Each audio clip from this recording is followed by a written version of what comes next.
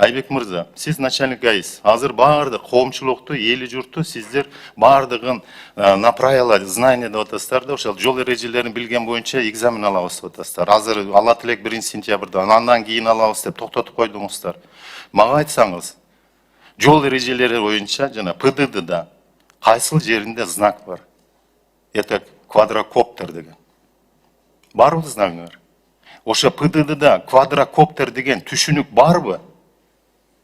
Сире штрафтар жазып атасыңар ошонун негизинде. Туура айтасыз. ПДДда квадрокоптер деген именно белги жок. Бирок баягы толуккандуу мисал келтирип кетейин. Интернетте ошол эле биздин интернет эмес, бизге мыйзамды айтыңыз. Кайсы мыйзамыңарда бар жазылган?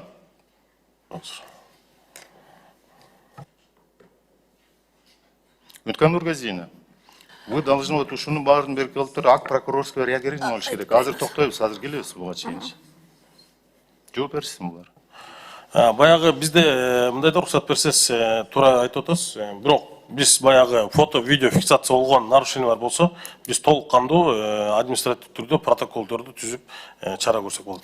Жок, бул эми силер оперативно разыскной деятельности башкасы боюнча, бул башка. Силер могу жерде жанагы жоопкерчиликке тартып атасыңар адамды. Аны силер ошонун негизинде, квадрокоптерди колдонуунун негизинде силер жоопкерчиликке тарткандан кийин штрафпен жанагы жазып, монтип пошталар менен жөнөткөндөн кийин силерде бир жерде болуш керек да мыйзамдачы. Биз мыйзамдуу укуктук өлкөдө жашайбыз да. Ошол эле жанагы жерде жазыш керек эле, коюш керек. Биз мисалы буга чейин келгенде ошол жанагы биздин комитеттен 30-40%га чейин өзгөртүүлөрдү биз киргизип бергенбиз. Ошонун көбүн мен киргизип бергем. Азамат Бакирович келген. Ошондо келгенде айтканбыз. Силердин аппаратный комплекс, передвижной комплекстериңер туура эмес турат.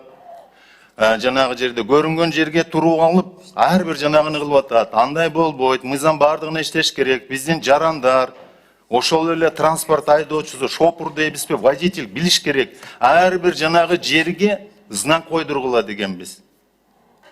Могу жерде азыр сенин астыңда ограничение, например, трассада ошол Исыкөл 90 работает камера деп. А ошол жерди алганыңарда айыл өкмөт менен силер договор түзүп, жердин арендасын жылына төлөгүлө айыл өкмөттөргө дегенбиз. Анан кийин перечинди алып келди. Мисалы 1,5 километрге чейин могу участокто кооптуу участок, тиги кооптуу участокто могу знактар турат деп. Азыр сизге жооп суроо. Айдоочулардын укуктарын бузуп атасыздар сиздер.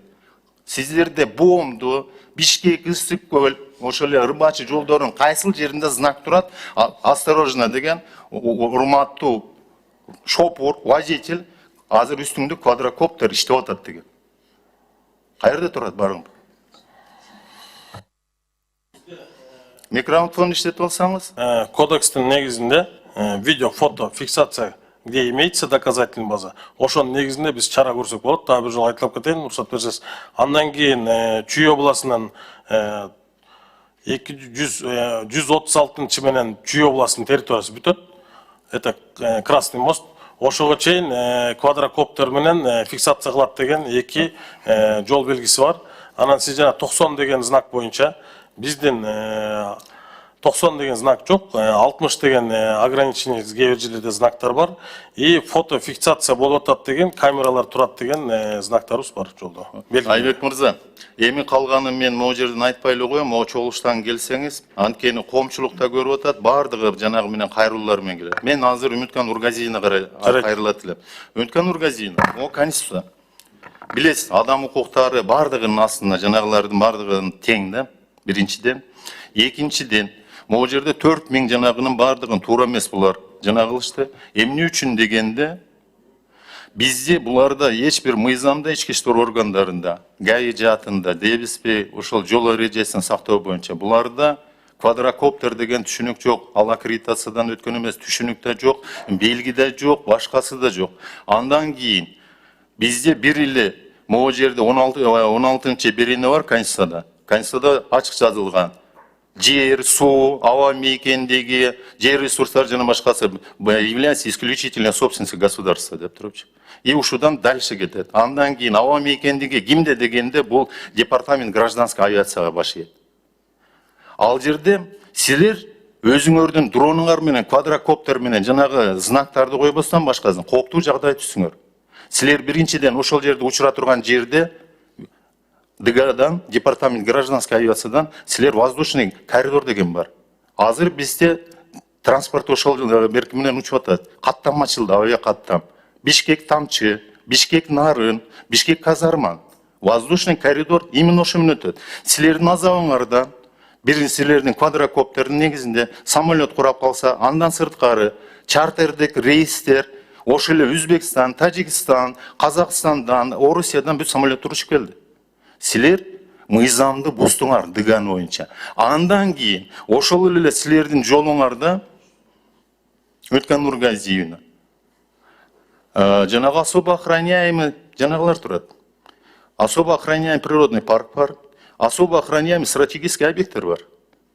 Ошол эле войсковой частьтардын бардыгы кирет ошого. Ошол эле ички иштер министрлигинин частьтары да кирет. Воинский частьтар да кирет, кант авиация базасы кирет, анан кийин боомдун астында турган датка кемин дагы. Это категория А и Б. Ошолордун бардыгы моглар угрозага алып келди. Квадрокоптер бардыгын сураш керек эби булар. Уруксатын, уруксатты ал стратегический объекттердин үстүнөн учканга улуттук коопсуздук кызматынан сураш керек эле. Уруксат бересиңерби? Биз могу жерде могу целях исключения аварийных ситуаций и так далее и профилактика берип боюнча биз саат моунчага чейин вертолетпу же болбосо квадрокоптерди учурабыз. Квадрокоптердин салмагы моунча 10 килограммга чейин, 5 килограммга чейин, моунчанчы бийиктикке чейин.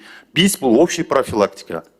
А силер болсо алдыңардагы ошонун бардыгын правоприменительный практика дейт алып келдиңер да отургуздуңар, штрафка жаздыңар. Азыр биздин астыбызга келип СМС жөнөтсөк эмне болот? Бияга болот мынча миллион элди ушинтип атып жабыркатып бүттүк го. А могу жерге чыкпайсыңарбы көчөгө? Бишкек шаары тыгымга толуп бүттү го. Жана да айттым.